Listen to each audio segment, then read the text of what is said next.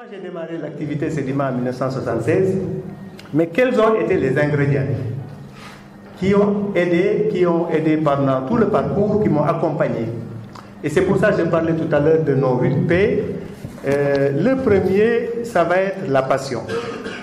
La passion, je vous en parle parce que simplement, on ne peut pas réussir quelque chose si on n'est pas passionné par cette chose-là. Et pour être passionné d'une chose, il faut que ce soit une chose qu'on aime. Une chose qu'on aime, dans mon cas, c'est parce que ça a été une chose choisie, que j'ai choisi personnellement. J'ai voulu élever du poulet. Même si à l'époque, c'était quand même quelque chose de pas trop valorisant. On parle de 1976. Une époque où les parents, ils aimaient bien avoir leur fils qui partait en Europe, mon fils est en France, mon fils est... Moi, j'ai dit à mon papa, il avait déjà même pris toutes les dispositions pour m'envoyer en France, il faut que je vous le dise. Mais bon, quelque chose a tout de suite changé dans ma tête et je n'ai pas voulu partir. J'ai voulu rester, travailler, mais travailler pour moi. Donc pour moi, la passion, c'est la première chose importante. Aimons ce que nous faisons et faisons-le à fond. On va aussi parler de professionnalisme. Parce que le professionnalisme, ça veut dire quoi? Quand on fait quelque chose, on ne fait pas la chose. On doit apprendre à connaître. On doit s'informer. On doit se former, surtout. Je donne juste l'exemple, quand j'ai voulu à un moment donné faire un peu de maraîchage, j'avais 3 hectares et demi, je voulais produire des oignons et des pommes de terre. Comme on fait tout le monde, hein, on va acheter ses semences, ses machins, on se met à produire. Non, j'ai dit, où est-ce qu'on forme les gens dans ces métiers-là? J'ai été à Cambérène. Pendant des semaines, je me suis mis à apprendre comment on fait, et c'est pour ça que j'ai fait différemment. Et j'ai eu des résultats que les autres ne pouvaient pas avoir. Encore aujourd'hui, je sais que je suis capable de produire, comme ça se fait aussi bien dans les grands pays développés, de la pomme de terre, des oignons, de la tomate, parce que je l'ai appris. Il y a la patience. Aujourd'hui, le constat qu'on fait, parce que chacun veut réussir quelque chose, mais souvent, on n'est pas patient, on est pressé. Je peux vous dire que les 10 premières années, je n'ai travaillé que pour les autres, en réalité. Je n'ai pas pu faire même pas des économies, même pas acheter un vélo. Ça n'a pas été facile. Ça ne peut pas être facile et ça n'a pas été simple. Il y a eu des moments où c'est très difficile, mais c'est là où on a besoin de persévérer. Et c'est là aussi notre paix, la persévérance. La persévérance, elle arrive quand c'est difficile. Et c'est d'ailleurs, on a un grand homme qui disait, c'est le difficile qui est le chemin. Le difficile qui est le chemin. Donc, persévérer, ça veut dire, quand on a fait un choix, c'est pas parce que c'est difficile qu'on va changer. Moi, j'en ai connu aussi, hein, des jeunes comme moi qui, à l'époque, produisaient du poulet comme moi. On a connu des moments très, très durs, très, très difficiles. Il y en a qui ont abandonné pour aller faire autre chose. Moi, je n'ai jamais changé de métier. Je dois vous dire que ça a été par moments extrêmement difficile, mais difficile dans le vrai sens. Et j'ai eu ce paix-là qu'on appelle la persévérance, c'est-à-dire de rester et de rester et de rester. Ça mène aussi à la performance parce que le professionnalisme, ça nous pousse chaque fois à aller plus loin, à être meilleur. Je voudrais insister sur cet aspect-là.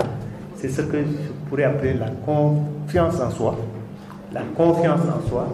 De réveiller ce talent qui est en vous, d'y croire, d'oser entreprendre quand il le faut pour certains et de ne pas avoir peur de l'échec. L'échec, c'est un pas vers la réussite, pas autre chose que ça. Parce l'échec, on apprend toujours d'un échec.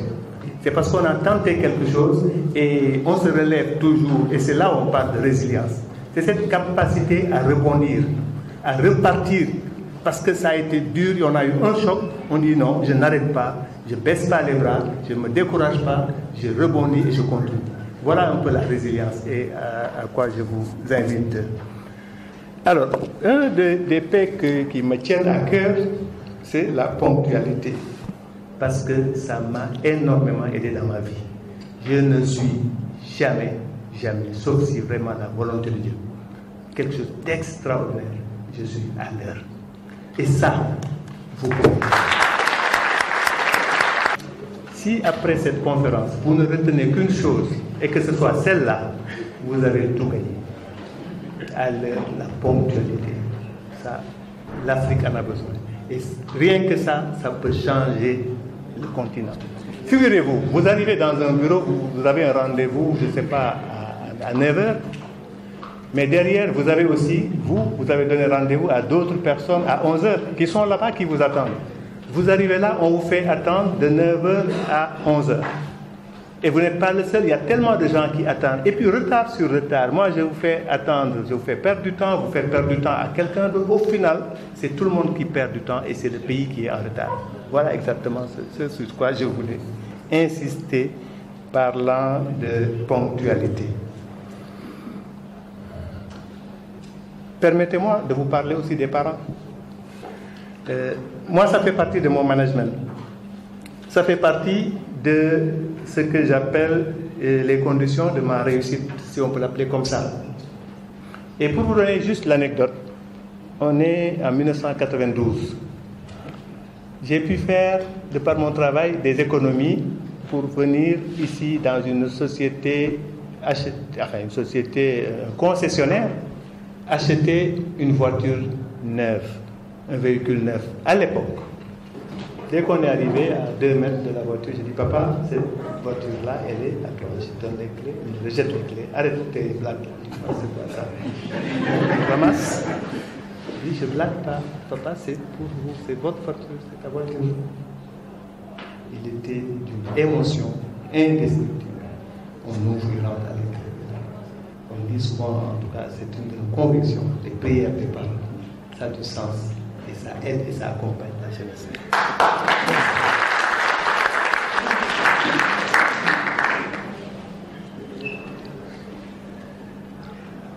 Je terminerai sur mes paix en vous parlant de patriotisme. Le pays nous a trouvés, pour la plupart, le pays nous a mis à l'école, le pays nous a soignés, le pays nous a élevés, encadrés.